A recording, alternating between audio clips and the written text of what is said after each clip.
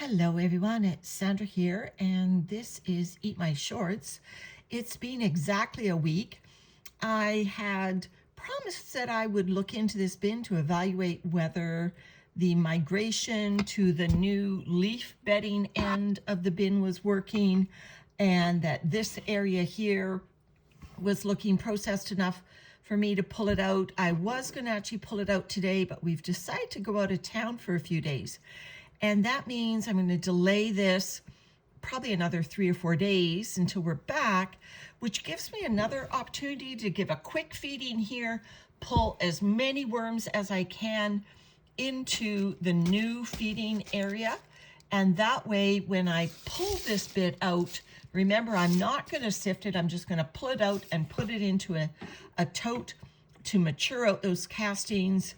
So when I pull this out, the worms that are in here are going to be less numerous than if I wait until the food is depleted and then I pull this out. So it's always best when you're doing a migration, in my opinion, to pull out when there's an active feeding zone in the migration end, and that way this end, which has the more finished material, will be mostly void of worms. And I'm also going to fluff up this end a little bit just to kind of encourage them to get their tails moving in that direction. So let's just whip off this plastic and see what we're looking at this week.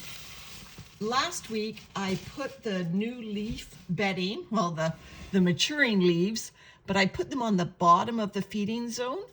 So I imagine a lot of the action is going to be underneath this packing paper towards the bottom of this zone, because the leaves are food. So worms will be going into the food that I gave them, but I imagine they also dug way down deep to where those leaves are. So let's just quickly take advantage of this cracker box here and pull out some of this material from the feeding zone. Probably, not a great idea if I'm trying to keep the worms in this area to fluff up this area. I'm just going to lift up this cardboard, and I'm just going to shovel the more finished material into this zone. This is the zone that I'm going to be pulling out. Oh, that's still big bit material. So the stuff that's going to be coming out in 3 or 4 days once we're back goes over here. This goes down here. Now I want to find some dry leaves for that side. So that's quite a pile of dry leaves. Again, I want to keep the bedding volume up because I'm going to be taking out everything that's under this cardboard cracker box the next time I'm in this bin, probably in about 4 days. And so I want bedding, and all that's going to be left is this and this, and spread out over the bottom. So I need to make sure the volume is up here, and how I'm going to get the worms over here is I'm going to give this a really ample and moist feeding, which will dampen down those leaves for the worms and hopefully entice them over. And in 4 days, I might be picking, a good time for migration. If I leave it too long, they'll vacate the area. So I'm hoping 4 days will be just about right. All right, so here's the feeding. So it's moist. It's just my blended food scraps. Let me just get the rest of this out of this container. There we go. And I will spread them out over these dry crunch leaves. There we go. Now these leaves were wet from rainwater, but they were on the top of the bucket, so they've dried out a little bit. And I'm just going to give some new leaves on top. And these ones I'm going to make sure are damp. The reason I'm doing that is I'm just trying to bulk up the bedding. So here's some wet leaves now that were on the bottom of the bucket.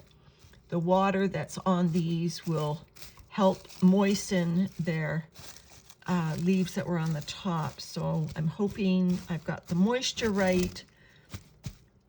Not too much, not too little. I'm going to take this worm that's crawling on the side. I'm going to put him way over here because I don't want to push him into these dry leaves. Okay, so hopefully that's enough water to soak down through. Just kind of evaluating that. And I think I need a little bit more moisture. Just a moment. I'm not going to put more leaves in, but I'm just going to pour the remaining rainwater from the leaf bucket. There we go. There's some moisture coming in.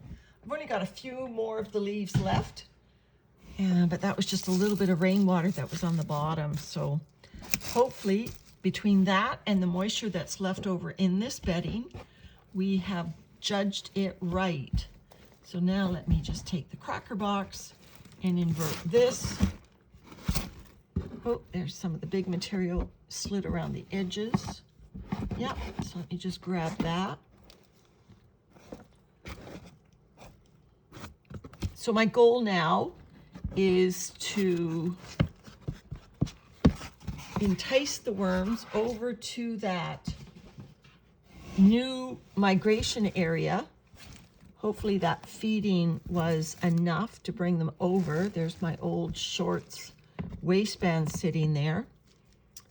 So I'm hoping that was enough because I do see worms in this area.